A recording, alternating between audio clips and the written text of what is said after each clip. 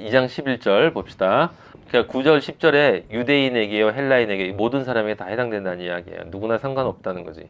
그래서 11절에 하나님께서 외모로 사람을 취하지 않는다. 외모라는 단어가 나왔어요.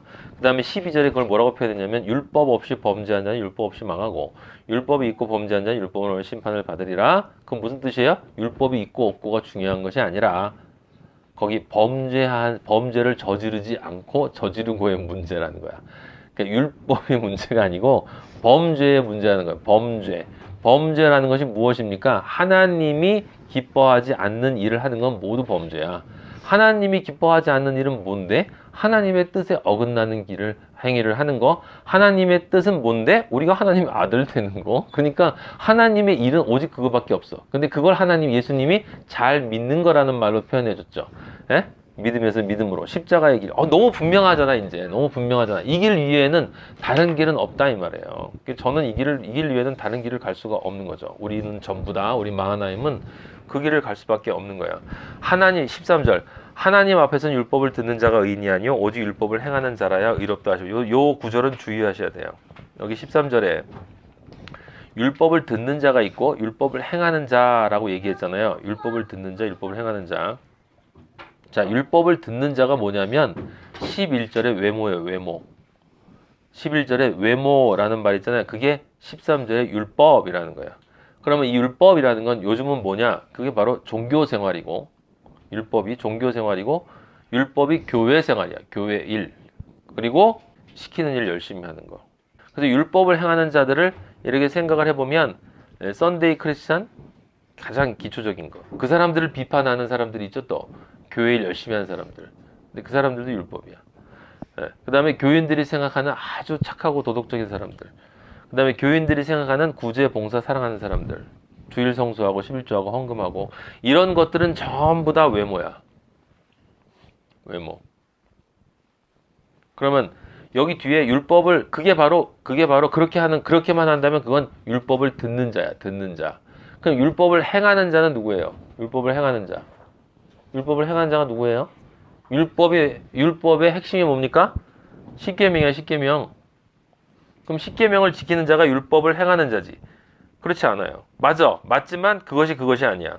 이게 왜냐하면 율법을 행한다라고 하면 유대인들은 당연히 율법 십계명을 지킨다라고 생각하지만 예수님 뭐라고 하셨냐면 난 율법을 완성하라고 한다고 했거든. 율법을 완성하라고. 그러니까 모든 율법이 조항이 아무리 많아도 네 이웃을 사랑하라는 이 말 속에 다 들어있다라고 얘기했단 말이야. 그러니까 사실은 네 이웃을 사랑하는 말 속엔 예수 그리스도가 우리를 사랑해서 십자가에 돌아가신 그 사랑, 그 십자가의 사랑, 그 십자가의 길, 그 길만이 뭐예요? 율법을 행하는 거다 이 말이야. 그 십계명이 그것으로 완성이 된다 이 말이죠. 제가 옛날에 여러분들한테 처음 말씀을 가르칠 때도 제가 잘못 가르친 것이 있어요. 뭐냐면 십계명도 1계명에서도 10계명까지 보면 저는 십자가를 생각했기 때문에 무슨 생각을 했냐면 육으로 십계명을 보는 사람들은 어떻게 생각하냐면 이렇게 생각하는 거야. 1계명부터 나 외에 다른 신 섬기지 말라, 우상을 경배하지 말라, 그 다음에 망령 때 일컫지 말라, 안식일을 지켜라. 여기까지는 하나님을 향한 계명이고, 그 다음에 네 부모를 공경하라, 살해하지 말라, 가늠하지 말라, 도둑질하지 말라, 그 다음에 거짓 증거하지 말라, 탐내지 말라. 이 6가지는 이웃에 대한 개념이다라고 생각하는 거죠. 그거는 육의 믿음이야. 왜? 보이는 대로 믿었기 때문에. 조금 생각하는 사람들이 이제 혼외민으로 넘어가면 그 안에 이제 부모라고 하는 것이 하나님이니까 그럼 부모님 십자가를 연결되려면 부모님 제가 옛날에 그렇게 믿었어요. 십자가가 이제 하나님과 나와의 관계에 4개, 그 다음에 이웃인 사람들과의 관계가 5개 있고 5번째 네 부모를 공경하라. 그것이 네 부모가 하나님도 되고 우리 육의 부모도 되니까 그게 바로 십자가의 수직축과 수평축에 만나는 교차점이다. 이렇게 제가 이해를 했었죠. 여러분한테 그렇게 얘기했었어요. 제가 그때. 그거 틀린 건 아니야. 왜? 하나님을 향한 간절한 마음을 한 것이기 때문에 아버지는 그거 다 이해하세요. 근데 영어로 보면 이제 알죠. 우리는. 뭐예요? 영어로 보면 1계명에서 10계명이 전부 아버지에 대한 거예요. 전부 다. 그래서 부모를 공경하라. 아버지를 공경하라는 거야. 살인하지 말라. 아버지에 대해서 무관심하면 안 된다는 거야. 아버지를 네 의식에서 죽이면 안 된다. 늘 아버지를 생각해야 된다는 거죠. 간음하지 말라. 세상과 간음하면 안 된다. 그죠? 네? 그리고 도둑질하지 마라. 뭐예요? 오늘 아버지가 그런 마음 주셨는데 여러분 이 세상의 모든 것은 다 아버지 거야. 사실 우리가 매일매일 살아가는데 아버지의 것을 아버지 것으로 우리가 인정도 안 하고 그냥 우리가 마음대로 쓰면 그것도 아버지 도둑질하는 거야. 이 세상 사람들은요 다 도둑질하는 사람들. 말씀만 도둑질하는 게 도둑질이 아니야. 그냥 아버지를 모르고 모든 것을 나에게 주신 분이 아버지인데 그 아버지의 것이 누군지 모르고 내가 막 갖다 쓰는 거야 마음대로. 제 것처럼. 그거 도둑놈이라고 그래요.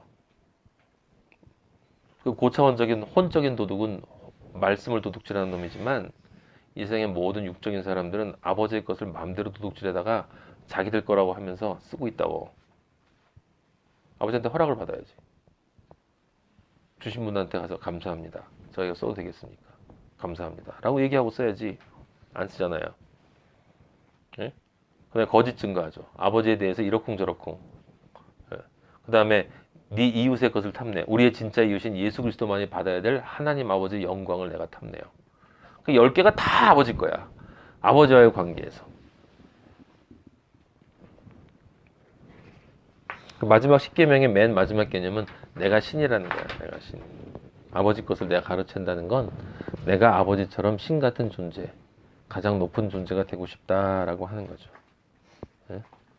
그럼 수평축은 뭐겠어요? 그 10계명의 이것을 내가 사람들한테 정확하게 알려줘야 되는 거예요. 그래서 수평축이 돼야 되는 거야. 사람들도 그 수직축과의 관계가 이루어질 수 있도록 만들어줘야 수평축이 되는 것이지. 예? 여기서부터 여기까지는 하나님, 여기까지는 인간 이렇게 영적으로 볼 때는 그렇게 나누는 것이 아니에요. 그건 다 보이는 대로 보는 것이고 10계명이 다 아버지에 대한 것이 아버지에 대한 것. 그것을 내가 수평축으로 이웃을 사랑하는 것으로 전달을 해줘야 되는 것이지. 그죠? 근데 그것이 온전하게 이루어지려면 네 마음과 뜻과 목숨을 다해 하나님 아버지를 사랑하고 이웃을 네 몸과 같이 사랑해라 라는 그 십자가가 바로 이 10계명을 온전하게 전달하게 되는 거예요. 그래서 오직 율법을 행하는 자는 십자가의 길을 가는 자가 되는 거예요. 아이를 잉태하기 위해서 1260일 동안 열심히 광야에서 하나님 아버지한테 훈련받으면서 기쁨으로 감사드리며 찬양하는 사람이다 라고 하는 거죠. 근데 이제 이 10계명이 주어질 때 율법을 행한다 라는 말을 하게 되면 율법을 행하는 자 그러면 여기 또 이제 또 세 사람이 있는 거예요. 뭐예요? 첫 번째는 그래 나는 할 수 있어. 내가 해야지. 그건 육의 믿음이야. 그렇죠? 내가 할 수 있어. 내가 뭐 어떻게 해? 예?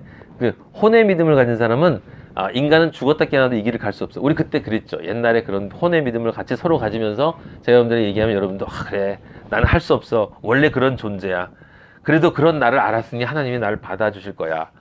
그리고 그 다음에 어떻게 해? 뭐 할 거 없지. 그냥 어쩔 수 없이 난 그런 존재니까 그냥 이렇게 살아 있어야지. 뭐 살아 있다가 할 수 없다라는 걸 인정하고 그렇게 있으면 아버지가 그런 나를 인정해 주시겠지. 뭐 그리고 나중에 내가 나를 부르실 때가 되면 이제 그냥 그땐 가면 되는 거지. 뭐 나는 할 수 없는 존재니까 할 수 없는 존재인 걸 알고 그냥 여기서 머물러 있어야 되는 것이고 가끔 아버지가 기쁨을 주시면 거기에 만족하고 사는 거지. 뭐 이렇게 생각을 하는 것이 혼의 믿음이에요. 영의 믿음은 정확하게 나는 할 수 없다.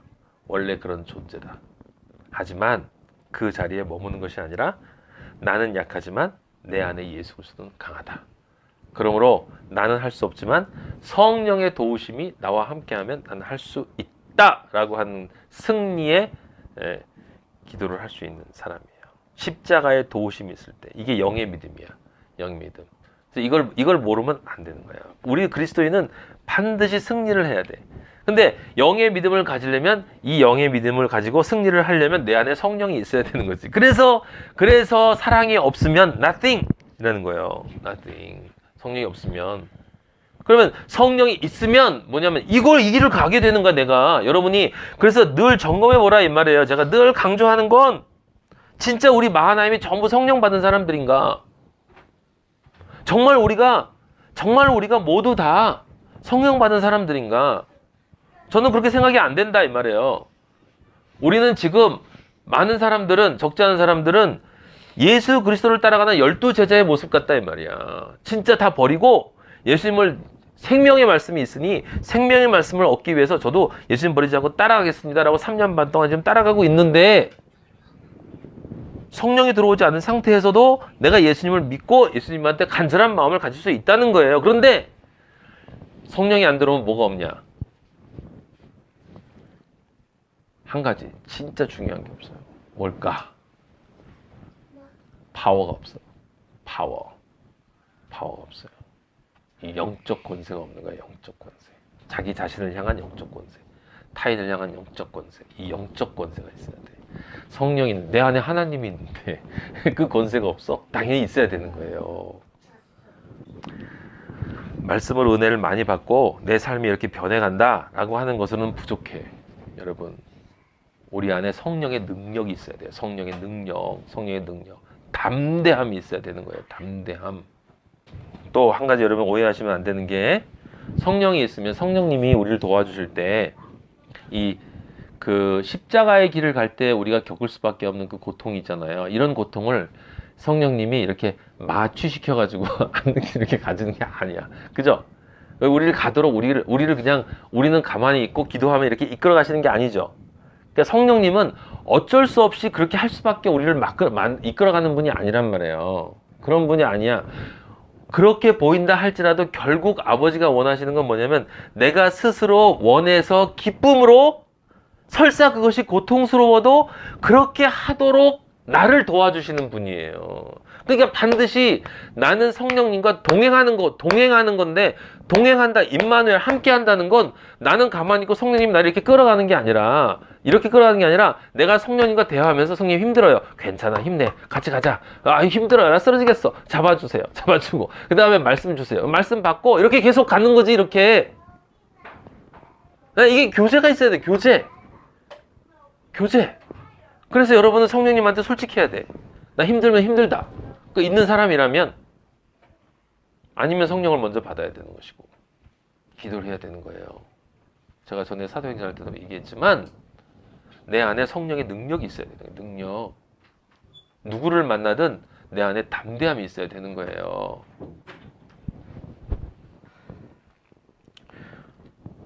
그래서 예수님이 지금 말씀하셨잖아요. 항상 기도하라.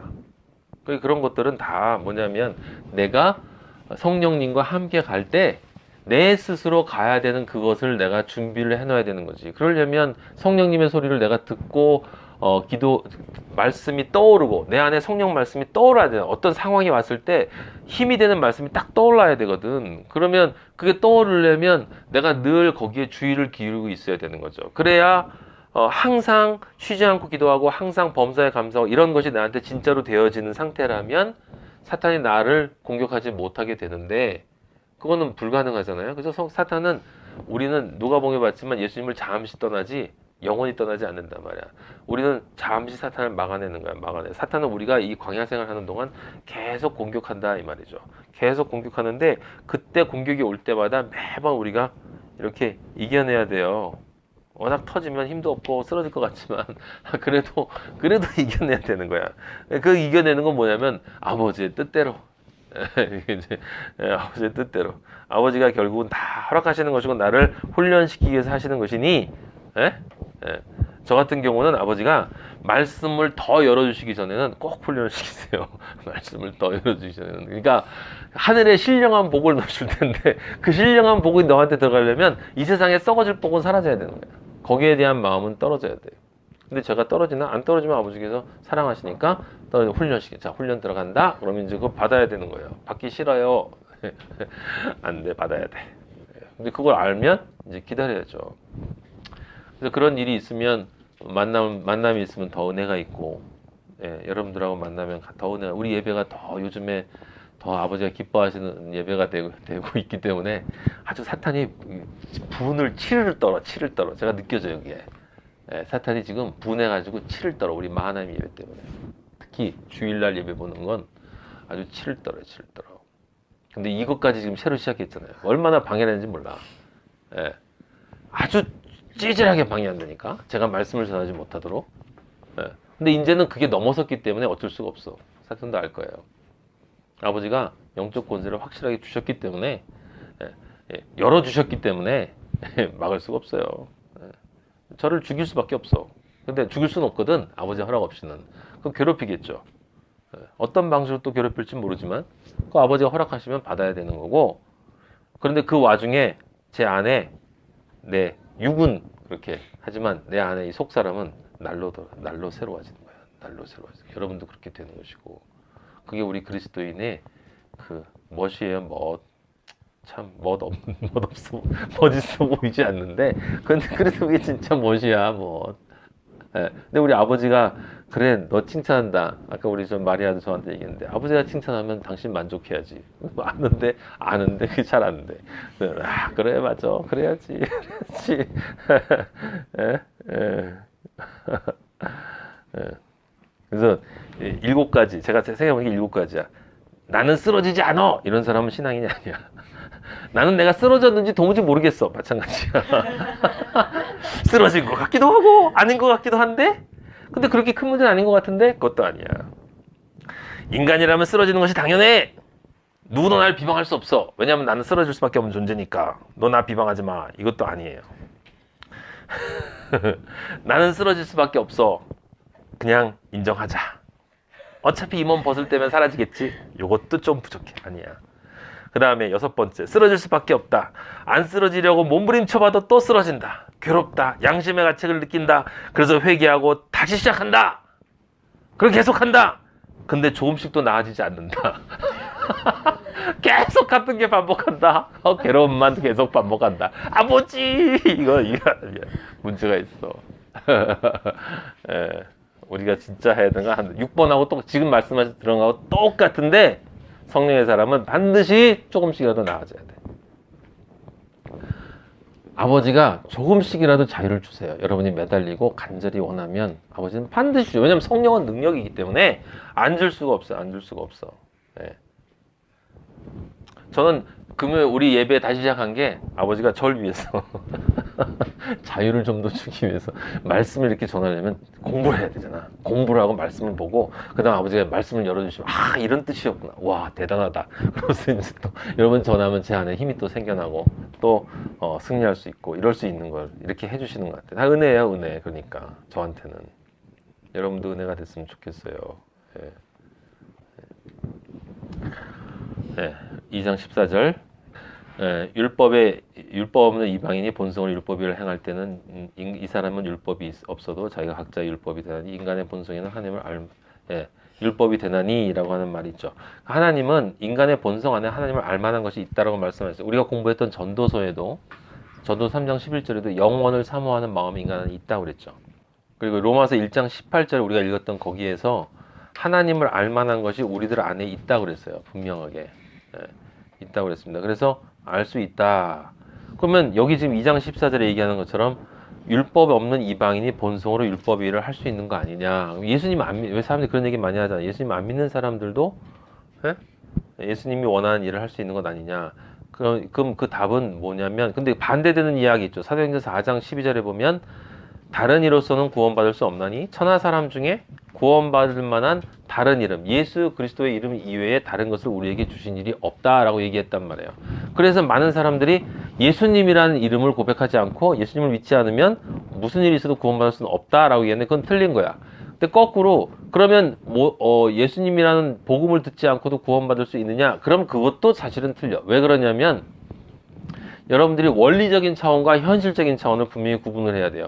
원리적인 차원은 뭐냐면 인간은 영적으로 하나님이 창조하셨기 때문에 무엇을 봐도 하나님을 그것을 보고 알 수가 있어요. 영원의 것을 추구할 수 있다면. 근데 우리가 역사를 보면 어떠한 인간도 그것을 통해서 하나님까지 도달하지 못했죠. 항상 육으로 끝났잖아. 그건 무슨 뜻이냐면 실제 원리적으로 보면 여기 2장 15절에 나오는 것처럼 양심이 증거가 돼서 하나님이 원하는 행위를 실제 율법적으로 할 수 있는 가능성이 모든 인간에게 있는데, 그건 맞아요. 있는데, 그래서 가능한데 현실을 보면 그렇지 않아.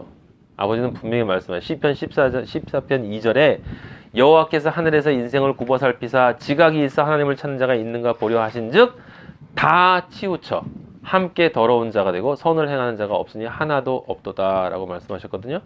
그리고 에베소 2장 1절에 보면 우리가 허물과 죄로 죽었다 그랬어요. 그 로마 3장 9절에도 모든 사람은 다 죄 아래 있다. 죄 아래 있다. 그러면 어떠하냐? 우리는 나으냐? 결코 아니라 유대인이나 헬라인이나 다 죄 아래 있다. 다 죄 아래 있다. 예? 로마 3장 10절에 기록된 바 의인은 하나도 없나니 하나도 없으며 의는 없나니 하나도 없으며.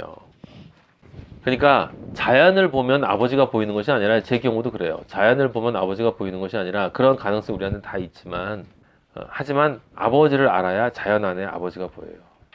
그건 아버지를 알고자 하는 내 영의 간절함이 내 안에 있어야 되는 거예요. 그거는 굉장히 어려운 문제지만 그렇게 될 수밖에 없는 거죠. 그러니까 무슨 뜻이냐면 아까 우리가 로마서 앞에 하나님을 알 만한 것이 우리 속에 있다고 그랬잖아요. 근데 누구도 원하지 않는다고 그랬죠. 볼 수 없다, 알 수 없다고 그랬죠. 근데 그걸 성경은 어떻게 결론해요? 누구도 아버지를 원하지 않는다라고 결론 내는 거예요. 참 신기하죠. 예. 어떤 인간도 아버지를 원하지 않는데 선악과 때문에 그런 거죠. 예.